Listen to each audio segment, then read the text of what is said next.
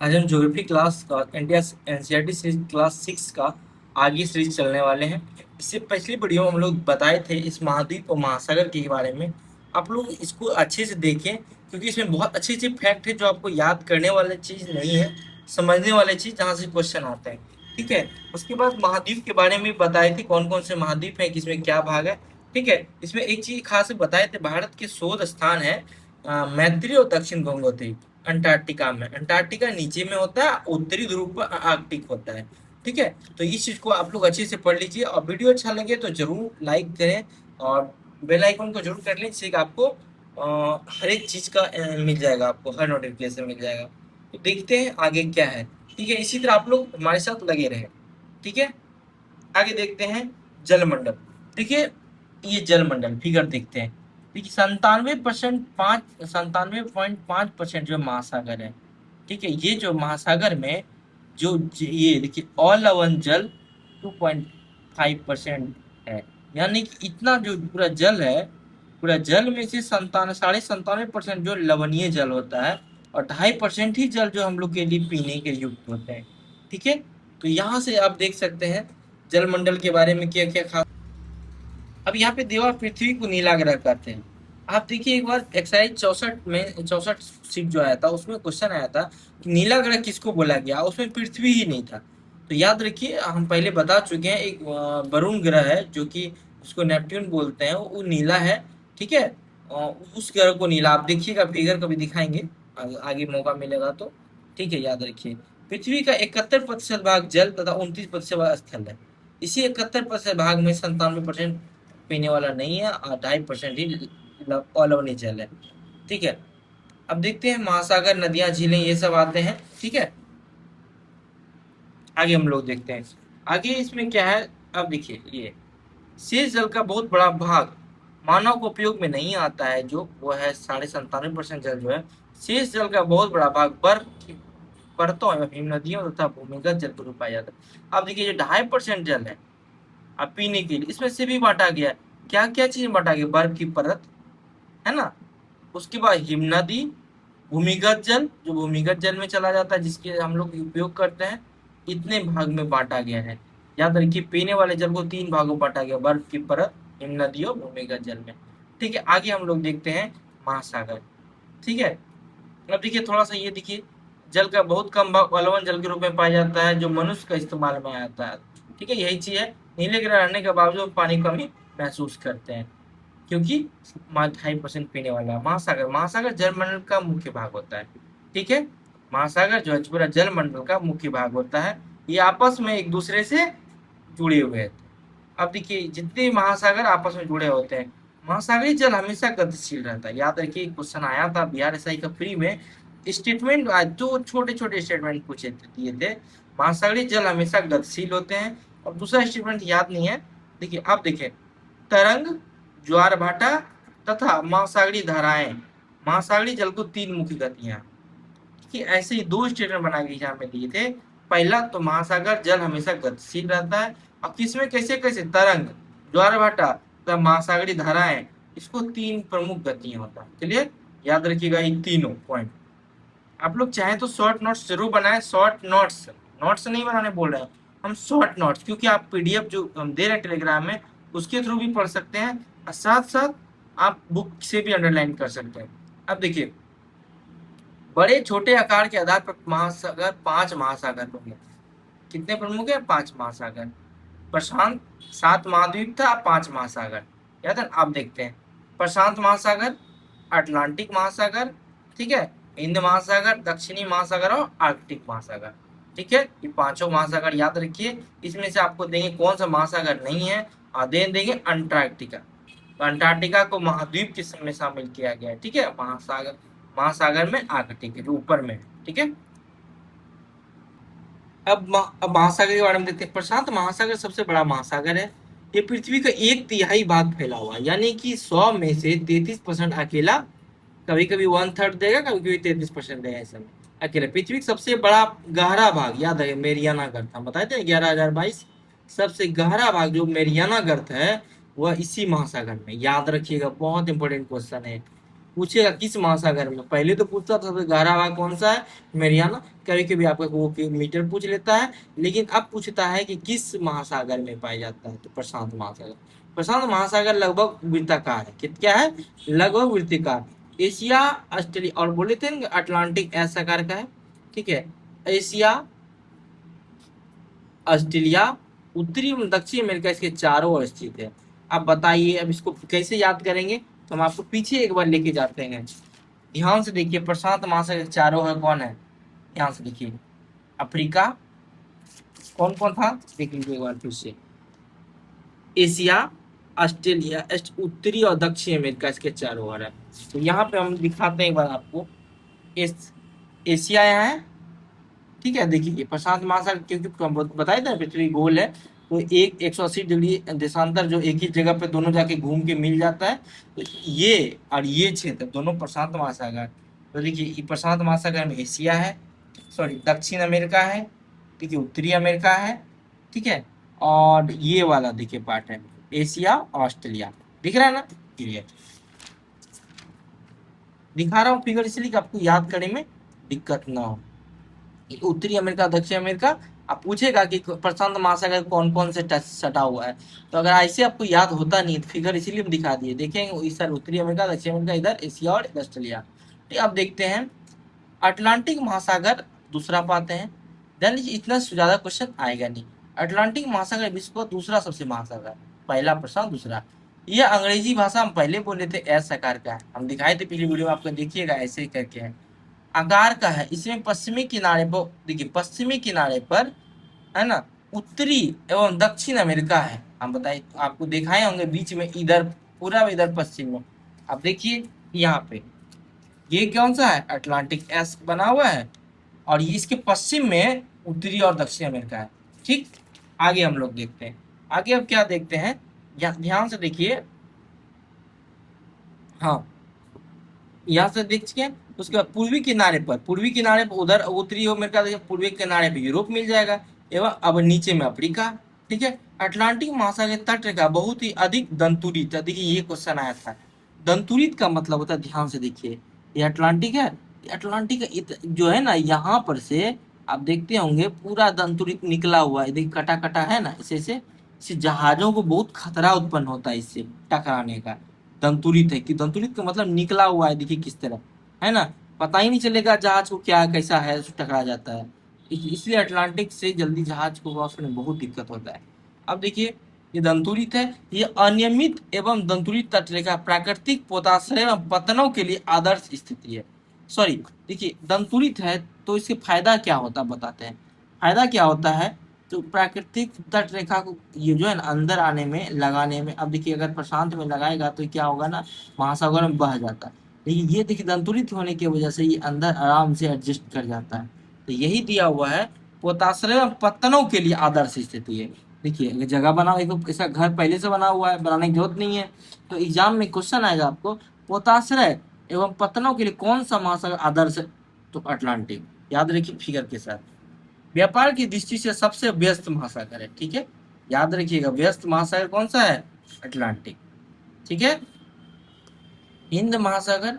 अब व्यस्त नगर नहर कौन सा है, पनामा नहर, याद है ना। तो एक बार ऑप्शन में ऐसा दिया था कि व्यस्त महासागर कौन सा है, लोग पनामा मार के रेडी था। अब पनामा अटलांटिक दोनों दिया था, ध्यान से पढ़िएगा ही नहीं कि महासागर पूछा है कि ये नहर पूछा है, तो फिर गलत होगा ही। ठीक है, हिंद महासागर ही एक ऐसा महासागर है जिसका नाम किसी देश के नाम पर पड़ा है, यानी इंडिया जो है, यानी भारत के नाम पर रखा गया। यह महासागर लगभग त्रिभुजाकार है।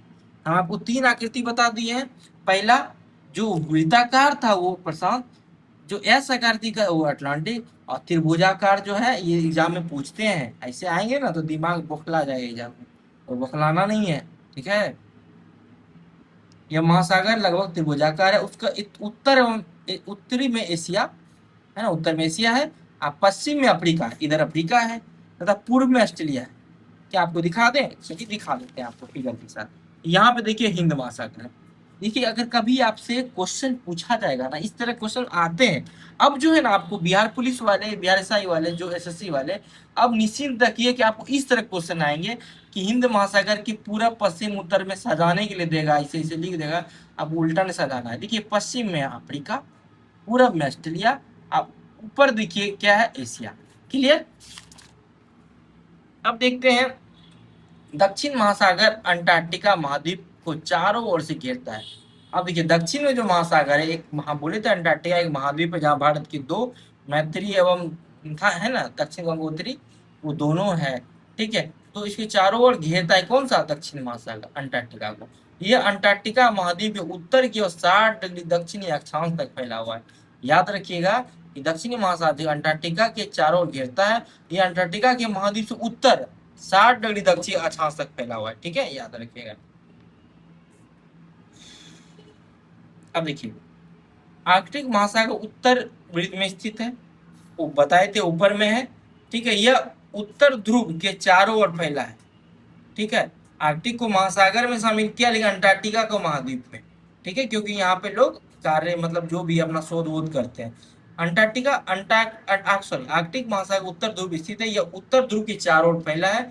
अब पूछेगा उत्तर ध्रुव के कौन चारों ओर फैला हुआ है, कौन सा, आर्कटिक। दक्षिण ध्रुव के दक्षिणी महासागर किसके चारों ओर है, अंटार्कटिका। यह प्रशांत महासागर के छिछले जल वाले एक सकड़े भाग से जुड़ा हुआ है। अब देखिए ऊपर में जो आर्कटिक महासागर है ना, प्रशांत महासागर से थोड़ा सा एक छिछले भाग से जुड़ा हुआ है, जो दोनों तरफ प्रशांत महासागर। ठीक है, यह प्रशांत जुड़ा हुआ है, जिसे बेरिंग जल संधि के नाम से जाना जाता है। अब देखिए, अब यहाँ पे से आप ध्यान में आप क्वेश्चन आता है ना कि बेरिंग जल संधि किसको किसको अलग करता है, जोड़ता है, तो जोड़ता है तो कौन कौन, प्रशांत महासागर और आर्कटिक महासागर को। हम आपको चलिए वो फिगर के माध्यम से दिखाते हैं। यहाँ देखिए ये आपका आर्कटिक है ऊपर में। ठीक है, ये ध्यान से, ये आर्कटिक है ना, तो आर्कटिक महासागर जो प्रशांत से जुड़ा हुआ है, यहीं पे इस यहाँ से थोड़ा सा छिछला भाग से जोड़ा है जाके, तो इसको बेरिंग जल संधि बोलते हैं। हम आपको दिखाएंगे इसका फिगर अच्छे से, याद रखिए जुड़ा हुआ है जो। उम्मीद है कि अब आप कंफ्यूज नहीं होइएगा कि जो है बेरिंग जल संधि किसको किसको जोड़ता है। तो याद रखिए सकड़े भाग से जुड़ा हुआ था एक प्रशांत और दूसरा ऊपर वाला आर्कटिक। ठीक है, चाहे तो शॉर्ट नोट्स बना लीजिएगा। अब यह उत्तरी अमेरिका के उत्तरी तट होता था यूरेशिया से घिरा हुआ है। अब देखिए उत्तरी अमेरिका के उत्तरी तट यूरेशिया से घिरा हुआ है, तो आपको दिखाए ही थे। तो ये उत्तरी अमेरिका का उत्तरी तट तथा यूरेशिया है ना, यही वाला जल संधि जो बेरिंग जल संधि है। ठीक है, चलिए ये यहाँ तक क्लियर हो गया। अब देखते हैं हम लोग वायुमंडल। वायुमंडल एक बहुत बहुत इंपॉर्टेंट पार्ट होता है। देखिए यहाँ से क्वेश्चन आते हैं, जैसे दिख नहीं रहा है, धुंधला है थोड़ा सा, तो आप ध्यान से पहले इसको देखिए। ठीक है, ये वायुमंडल है। वायुमंडल में सबसे नीचे कौन सा है, क्षोभ मंडल। इसमें देखिए बहुत इंपॉर्टेंट क्वेश्चन बने हैं रेलवे में। इस तरह क्वेश्चन बढ़ेंगे कि वायुमंडल समताप मंडल में बढ़ते ऊंचाई के साथ साथ तापमान गिरेगा, क्या होगा, मध्य मंडल में क्या होता है, आयन मंडल में, इसको हम आज क्लियर कर देंगे। ठीक है, तो सबसे पहले देखिए क्षोभ मंडल, समताप मंडल, मध्य मंडल और उसके बाद आयन मंडल, उसके बाद वायुमंडल। तो आपको सजाने अगर दिया जाएगा तो आप सजा लीजिएगा क्षोभ, समताप, मध्य, आयन और बहिर्मंडल। ठीक है, इसके बाद अब डिटेल से इसको पढ़ते हैं।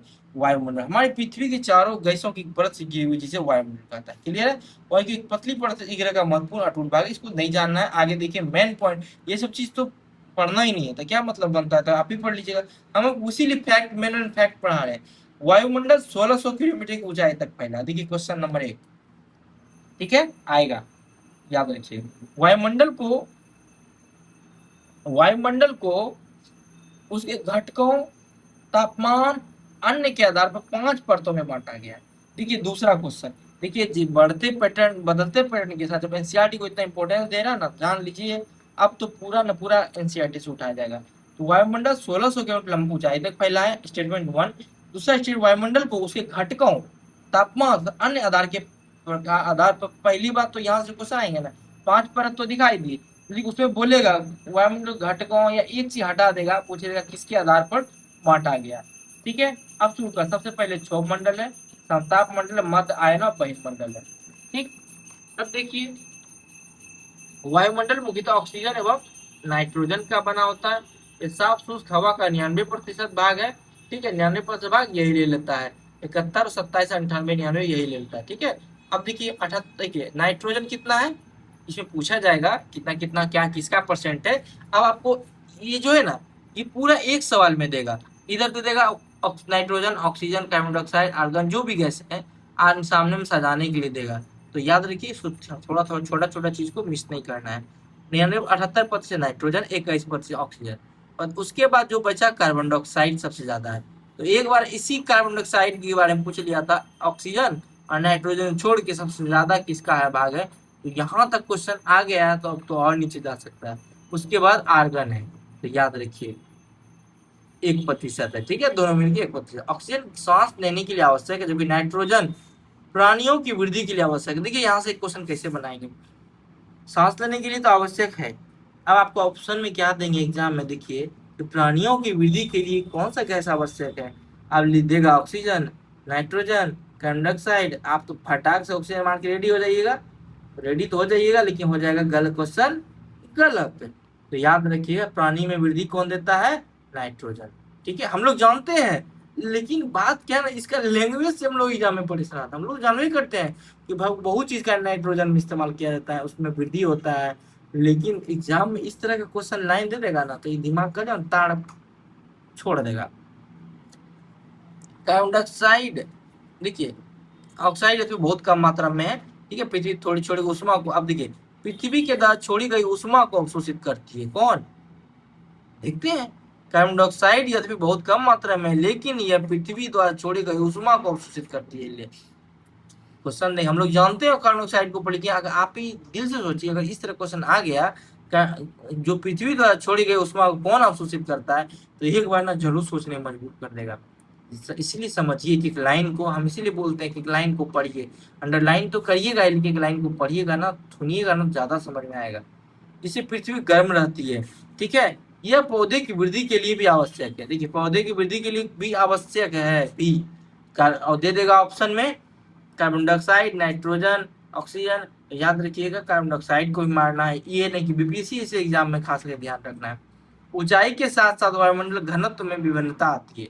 ठीक है, घनत्व घटता है ना, ऊपर जाने के साथ साथ घनत्व समुद्री तल पर सबसे अधिक होता है। ठीक, जैसे जैसे ऊपर जाएगा घनत्व घटते जाता है, याद रखिएगा सबसे ज्यादा यहाँ पे।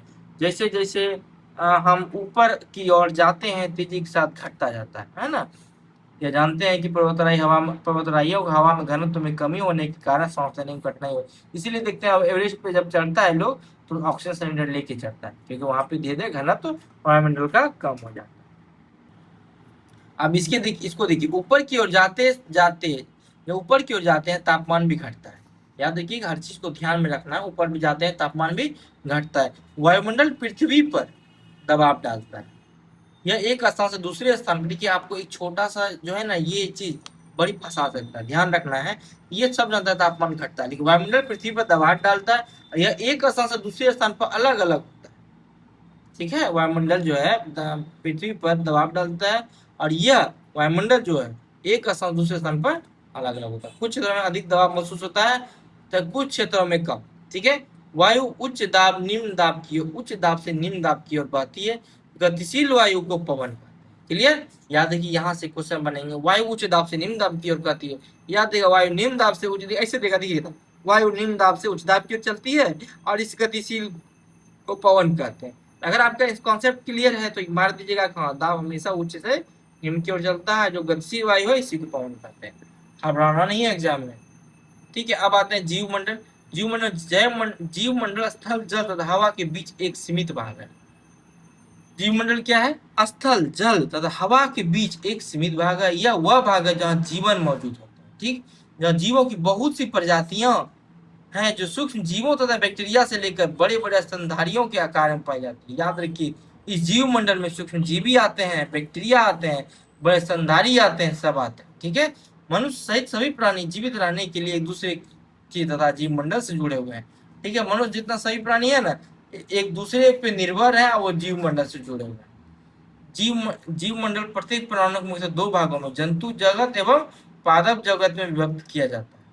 ठीक है, जीव मंडल ये दो गो होता है, एक जंतु एक पादप होता है। पृथ्वी की ये तीनों परिमंडल आपस में पारस्परिक क्रिया करते हैं तथा एक दूसरे को किसी न किसी से प्रभावित करते हैं। यहाँ पे स्टेटमेंट एक क्वेश्चन है, आप इसको देख लीजिएगा। ठीक है, आज मेरा चैप्टर नंबर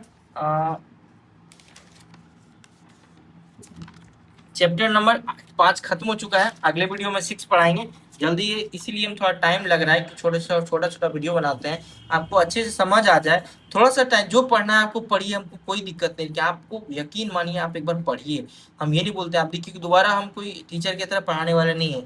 हम सिर्फ आपको इसीलिए बोलते हैं, वीडियो में पीडीएफ भी दे देते हैं, वीडियो इसलिए दिखा रहे हैं कि आपको जो क्वेश्चन बताते हैं, यहाँ से क्वेश्चन आएंगे, वो चीज आपको माइंड में हिट करेगा, एग्जाम में हिट करेगा इस चीज को। ठीक है, आप लोग अच्छे से पढ़िए। उसके बाद इस चीज को आप क्वेश्चन, यहाँ पे जो क्वेश्चन है लगा लीजिएगा। उत्तरी अमेरिका दक्षिण अमेरिका जुड़ा हुआ है किससे? स्थल संधि से, है ना, पनामा नहर वहां से निकलता है। ठीक है, उसके बाद वायुमंडल किस गैस से अधिक है, हम बताए थे पृथ्वी का ठोस चट्टान स्थल मंडल कहलाता है। ठीक है, आप इसको बना लीजिएगा। ठीक है, चलिए अगले वीडियो हम लोग मिलते हैं। अच्छा लगे जरूर लाइक और सब्सक्राइब शेयर कर लीजिए।